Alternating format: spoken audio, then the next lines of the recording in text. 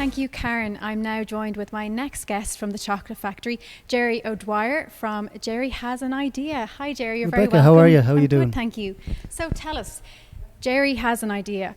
That's right. My background is graphic design and advertising. I worked with lots of agencies around Dublin in the last 15 years. And then maybe 3 years ago, actually maybe more than 3 years ago, I decided to go freelance. And I was working from home for a bit. And then I stumbled upon this place. I came in, fell in love with it. And luckily enough, a studio was becoming vacant. So I've been here ever since. And it's been a lot of fun. There's great variety here. It isn't like loads of people There like is me indeed. scowling at each other. Like there's people who make beverages, drinks, furniture. There's all sorts of stuff going on here. So it's always It's a very lovely lively. creative hub, as I was saying to our guest Emmett earlier on It today. is indeed, which I think is absolutely. fabulous for you guys, because especially when you're freelance, it's difficult, it's not easy. So it's nice to have people to talk to and to get advice from in the Absolutely, same yeah. industry. Bounce ideas off and whatever. And Exactly, also so the for good your- restaurant downstairs as well. And warms the good place restaurant, up. sure, what more could you want? Exactly. Do they do good coffee though? That's the question. Pretty good. Very, very Keep good. you going. Very good. So tell us about your business, Jerry. What My do you business do? would be everything from branding to events to advertising.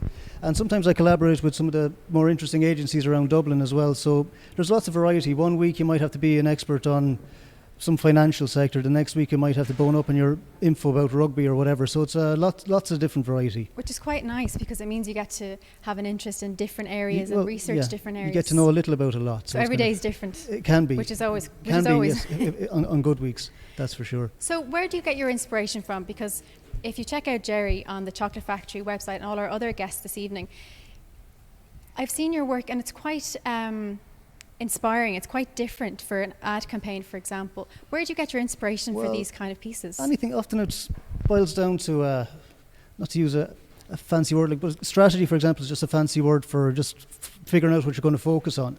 So often if you just do a lot of thinking first, sometimes making things look pretty and exciting can often be the easy part. If you just kind of clarify what it is you're trying to say, then you can find loads of different and interesting ways to say it. Like often I find if you're handed a good brief, that's almost where all the creative work comes from.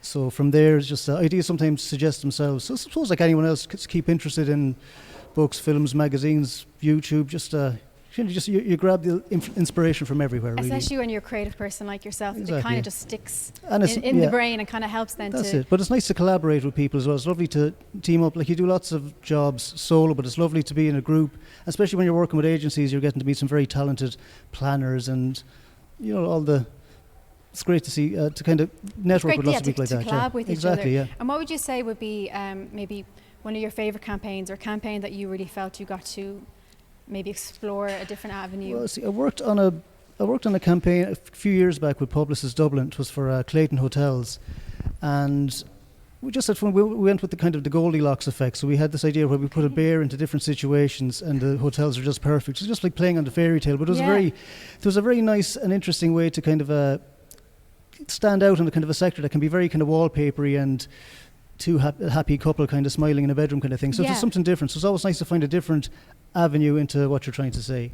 That's brilliant. And also I've noticed that some of your pieces kind of deal with problem solving, and perhaps the client has struggled maybe to market that kind of product.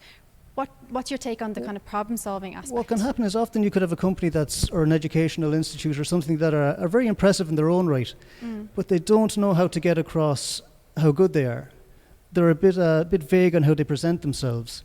And so if you can kind of sit down with them and find out maybe one or two things they really want to kind of convey, then you'll find a nice clear way of saying it. And it's lovely to see the confidence in someone's face when you hand them a solution. It says, and they go, oh my God, that's exactly what I was endeavouring to convey, That's but for sure. wasn't able to get it across, So So that's kind of where you step in. just to simplify and give clarity. That's essentially what I try and do. Make things as simple as possible for people. And what kind of platform or media do you use? Is it all online based, or maybe It's would a process start on paper, for example? Always starts on paper with a few sketches. Pen and paper. Yeah, because like within 2 minutes, you could have the embryo stages of a nice idea, but you won't have that if you sit down on the computer straight away. You just always keep away from the computer till the last moment and just scribble and little ideas. Often lucky mistakes can happen. You might look at a sketch you did and not recognise it. It might suggest something else. So the pen, my logo is a pencil, so that's the idea. I always start with a pencil and paper. So That's the best way to start for anything creative, I agree. And have you ever dabbled in anything physically, so like painting or anything else, or is it primarily all online?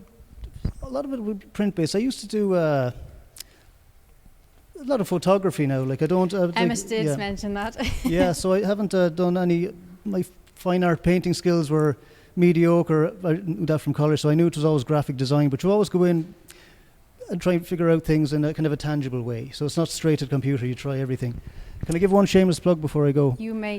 You can see my work on jerryhasanidea.com, and I'm also 5 episodes into a podcast called How Are Things, where I speak to creatives from around the world. So it's worth checking out as well if you get Brilliant. A chance. Sounds fascinating. Good Thank stuff. you so Thank you very much, Emmett. Rebecca. Cheers. Thank you. Now we're heading over to Lydia with some fabulous music.